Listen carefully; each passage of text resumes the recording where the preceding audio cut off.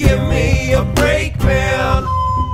I said, give me a break, man. I said, give me a break, man. Hey guys, give me a break, man, on the gimmeaflakeman channel with another news video. Just like I did last week, I did a video on news, things I just thought were interesting I wanted to share with you. Some of these you're probably aware of, some of them probably not. The last video I did last Friday was about China and the dispute, well, not exactly China, but the dispute. This is the disputed islands between China and Japan. The Japanese call them the Senkaku Islands, and the Chinese call them the Daiyo Islands. I'm not sure how you say it, Daiyo Islands or something. But anyway, if you go back and look at that video, it's kind of a long, uncut, not very exciting video, I think. But a lot of people are interested in the topic, apparently. Yeah, one of the most viewed videos I've had in a while. But yeah, the comments are very interesting. It is debatable, I will say that. From what I did a little research on it. Apparently, the U.S. is staying neutral on this, but at the same time, like in 2006, they said that the islands were part of the treaty. So if Japan attacks, I suppose they will defend Japan. Other interesting things about that incident was that the Chinese fisherman was so drunk he couldn't stand up when he was arrested. Other interesting things. Nobody cared about the islands, and Japan kind of took them over in 1895. And after World War II, America took the islands, took a lot of stuff, Okinawa, etc., and occupied Japan for a long time. And in 1972, I believe, they gave everything back. But when they announced this, like in 1970 and 1971, suddenly, after all this time of silence, China suddenly decided that they wanted the islands. After all this time they had to speak up, which I think that's really the only chink in the Chinese argument. No pun intended. But that's what's happening with that. Another thing that happened since that video was that they found out who leaked the video. So the video, remember, is about someone who worked for the Coast Guard, one of the Coast Guard members, leaked the 40 minutes or so video of the actual crash onto the internet. The funny thing is, everyone I speak to in Japan is pretty happy that the video was leaked. They all think, hey, we're taxpayers and we deserve to see what happened there. Oh, by the way, this is a T-shirt from I shouldn't say right wing, from a military base in Japan. One of my students was at the graduation and he brought me back a T-shirt. But when I wear this in front of other Japanese, they're like, I mean Japanese. I'm not Japanese. When I wear it in front of Japanese, they're like, well, pretty surprised to see it because you don't really see it very often. But anyway, they arrested the guy who uploaded the video, and he apparently uploaded it from some manga kisaten, which is a kind of a manga internet kisaten. A kisaten is like a coffee shop. Kisaten. Anyway, and everyone I know is, like I said, everyone I know is happy the video was released, and and most of them don't even want him to see jail time. But few people think they should put him in jail for one day just because he broke the law, and we have to respect the law. That's kind of a funny thing. One of the things about I've been to China, actually. I spent 2 weeks in China a few years ago. Great, beautiful country. Everyone's really nice to me. Everyone was really nice to me, but almost everyone I spoke to said they hated Japanese. So there you go. There's a guy on YouTube named Q Ranger who's in Korea who tells me that they really hate Japanese there too. People don't let it go of what happened during the war. People keep bringing up Nanking and all the stuff that the Japanese did during World War II. And if you look into it, it is honestly horrible stuff. But the Japanese today are not the same Japanese that were around in those days that committed those crimes. And the Chinese today are not the same Chinese that were around in those days. But people don't seem to want to let go of things. I will say that although I think China is a pretty cool and interesting, beautiful country, I think the government's pretty screwed up. Banning internet, certain sites. I think you can't access anything having to do with Tiananmen Square. If you look into it, it's pretty interesting. During the Tiananmen Square anniversary, they actually shut down the internet for like 2 or 3 days for maintenance, and they say a lot of sites cooperate. But actually, they're just shutting down sites because they don't want anyone to remember or know about Tiananmen Square. So I think that kind of censorship stuff is just nuts. And if you want to see some more stuff, there's a link. I just looking around on the internet, I found this link of this guy who was chained. He borrowed some money from the bank, and he was chained up, for not being able to pay it back. And the chains have grown into his hand, and it's really disgusting. But if you're like me, if you're full of morbid curiosity, you're going to want to click the links in the description. Anyway, but the one thing that you gotta take your hats off to China, and I've always thought this about a country. You know, a country's only real responsibility is to take care of their citizens. And I guess if you look at China that way, they're a great government. Because economically speaking, economically speaking, they're taking care of the country. You know, they're tying they're not letting their yuan or whatever their currency is float freely. And as a result, they're able to undercut a lot of their international competitors. So their economy is strong. Now, I don't know what the unemployment rate is in China, and actually, if we looked it up, I doubt we'd get good accurate. We'd be able to find accurate figures. Everyone knows, if you're American, that the unemployment rate in America is 9.6. I heard Canada is doing really well economically, but I don't know if anyone knows what the unemployment rate in Canada, or if you're from whatever country you're from, you should know your unemployment rate. If you know what your unemployment rate, tell me. I'm very curious. But I did look up Japan's unemployment rate. It is currently 5%. The highest it's ever been was 5.6%, and people think that's horrible. People think the Japanese economy here, you know, people think, oh my God, this is terrible. But the average unemployment rate in Japan has been 2.6 or 8%. I've got a link for that too. Since like the war, right, forever. And the lowest unemployment rate was 1% in 1968, which just seems amazing, just 1%, right? Of course, people debate over how Japan really measures their unemployment rate. It's kind of different from other people, so it's actually higher, people say. But another kind of funny thing, just living in Japan, is that when we do hypothetical sentences in class, like what would you do if you didn't have money to feed your children? Now, a typical maybe Western idea might be, I would rob a bank. You know, I would grab a gun. Let me grab my gun here. I actually have a gun. It's handy, right? I would grab a gun and I would rob a bank, right?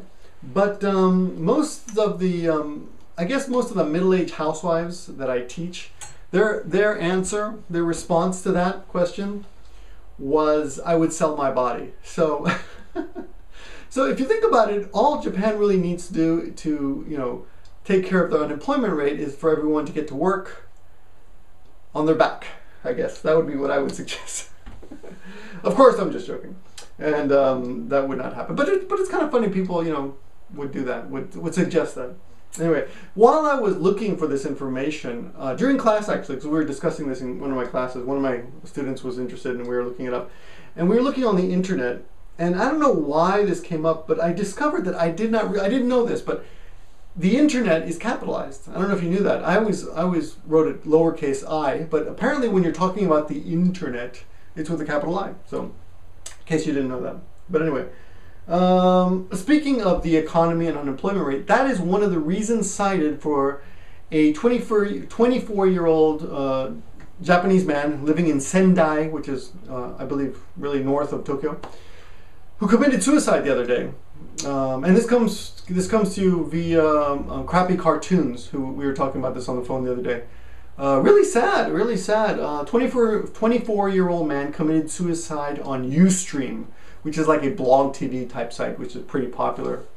And I believe a Japanese company owns it. Don't quote me on that, but the debate, of course, the whole thing is, cyber bullies are always telling you things that they wouldn't tell you in person, and half the people who are watching the live broadcast were saying, do it quickly, kill yourself. And actually, I found a couple links I'll put in the description there. I think one of them actually shows you the chat board, and you can actually see the words shine, which I'll give you right here, shine, which means die, die, kill yourself. But I'll tell you a little story. When I was living in New York City as a college student, I was walking home with my roommate one day, and we passed by a building, and this guy was at the top of the building, and it was like I don't know, 10 stories or so. And everyone below was yelling, well, everyone was watching, of course, but there was a crowd. Part of the crowd was yelling, jump, jump, jump, jump. And he did, and it was pretty gross. But my point being, that people do this, and this is the way people are. People are sick, some people. Yeah, it's terrible. But anyway, yeah. So another thing that kind of caught my eye this weekend was we were just watching volleyball, Japanese volleyball. Japanese played Brazilians, which was an interesting game because Japanese lost in the end, but they beat the Brazilians in a couple games, and pretty impressive because the Brazilians are giants, you know. So I don't know if you can find that online, but if you're interested, I'm not really a volleyball, you know, fan, but it's interesting to see how well little Japanese people can do, comparatively speaking. You know, the Japanese on the volleyball team, of course, are much bigger than the average Japanese. But yeah, against giant Brazilians. I remember now why I wanted to mention this. While we were watching Brazil, I've been to Brazil, and I mentioned my wife and her parents were here, and I said, yeah, they have big asses. And my wife thought I was trying to say they have long legs, because I think Japanese are overly sensitive about the fact that a lot of other national people, you know, non-Japanese, have longer legs, and Japanese often, well, they're sensitive about it. So when I said they have big asses, she thought I was trying to say they have long legs, but no, I assured her that I was talking about their asses. And that's why I brought this up. Oh, congratulations to misshannahminx. I want to be the first to congratulate her because she's about to pass up barackobamadotcom, which is the name of Barack Obama's YouTube homepage. I don't know if you know this, but of course he has White House, youtube.com/White House, but he's got a private, I guess a private place called Barack Obama, and I don't know, you know, if it's, I'll have to look it up here. I don't know if it's actually, let's see, if it's a monetized site, but I believe he doesn't monetize any of this. Let's look at this, barackobamadotcom. I know on White House, no, I'm sorry, we don't need the .com. We don't need, I actually put a period there. We don't need the dot. I don't believe he monetizes anything, so nothing's monetized, but this is kind of bad. The White House doesn't do this either, right? Yeah, you can see in the background here. All across America. Right, there we go. There's Barack. But he doesn't monetize any of his videos, which I think is bad because he's taking up bandwidth, right? Stop, shut up. Okay. He's taking up bandwidth, and he's making about $80 a day. Now, how do I know this? It's because Renetto just opened up a new site, and it's called MYU2B.com, which is a site where you can go and find out how much money partners are making, or theoretically should be making. Now, from what I see here, Barack Obama's not making any money, but if you go to that site, it says he's making like $80 a day or so. It's kind of an interesting site. You know, out of curiosity, you want to know what other people are doing. It's not exactly correct, you know. It's I think it's overestimates everyone's money about, I don't know, 20 or 30%, but you know, maybe not, maybe just me. But anyway, misshannahminx is going to surpass barackobamadotcom on YouTube. She's 2,000 subscribers behind, but you know the way she's growing, she'll probably pass them up by Monday. So I want to be the first to congratulate her. She'll probably also hit 200,000 subscribers, which is just amazing. Knowing if you've been following her the way I have, the way we all have in the YouTube Japanese blogging community, she was small for a long time and suddenly blew up. There are various theories as to why. But I get, you know, I want to mention something because it kind of annoys me. I get a lot of people reading the comments on her site, on her pages, are kind of depressing. But at the same time, I mean, she's getting paid very handsomely, I'm sure, for that. But you know, I got an email like a while ago complaining about her and wanting me to say something about it. But you know, telling her something, suggesting me to suggest to her to make different kinds of videos. And well, what would I possibly suggest? How can I possibly argue with success? I mean, really, it's just ridiculous. What kind of videos would you recommend I tell her to make? I mean, what she's doing is obviously working, right? And it's helping support all of us in a way because the people who make the money support YouTube. And a lot of people are like, are kind of, oh, they hate YouTube making any money. But the site's been losing money for a long time. They've got to make the money. You know, someone's got to pull in the money. And I'm not saying she's carrying everybody on her back. That kind of sounds weird, but you know, it's good that some people are succeeding because she doesn't get all that money. Of course, YouTube gets half of it. So that's ridiculous. And the other thing about her that, or the criticisms of her that annoy me, a lot of people just say it's one thing or two things actually. But there are a lot of buxomy women on YouTube that do not have those kind of views. There really are. You can look. There are tons of them that don't have it. Okay, so it's easy to discredit her, but whatever she's doing is succeeding, and no one else has been able to mimic it or copy it or imitate it. So hats off to her, and I just want to say congratulations. And I want to remind all of you who don't like her that she supports a lot of people that you probably do like. If you go and look on her page, she has a lot of people on her page that you like my channel, right? There's no reason for her to do it. I haven't done that much for her. You know, I supported her early a little bit, but she's definitely, you know, I definitely, if friendship is an investment, I definitely got back my investment in spades. So I really do owe her. Well, I don't owe her, but I feel grateful. So congrats to her, and enough of that. I actually could rant on and on about that because I get pissed off because she's a friend.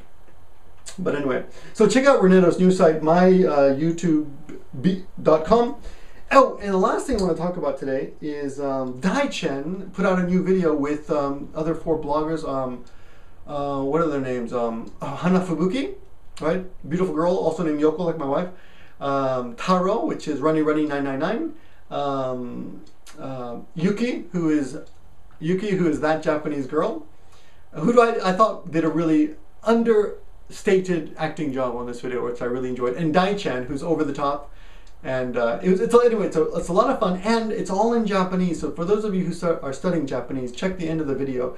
There'll be boxes where you can click and see other people's videos, things that I think are funny or interesting. There's also no, but anyway, back to the Japanese vloggers. They are very few, and they are the real teachers in a way here on YouTube, because they're Japanese. You never have to doubt, you know, their intonation. The way they speak. So getting used to that pattern is very, very useful. So I really highly recommend you to go check out their channels, and especially this one video that has all of them together. And it's a really fun video. And there's a surprise guest at the end who I gotta say I was really happy to see. But anyway, if you don't know about it, go check out, do yourself a favor and check out that video and support these vloggers. All right, thanks a lot. There's other videos at the end too that I like. I'm leaving links there and in the description. Thanks for watching, everyone. And I'm Victor, gimmeabreakman and gimmeaflakeman, king of the morons, and I'll see you soon. Give me a break, man, give him a break, because he sure deserves one. And when he's back from his break, you'll see his parts made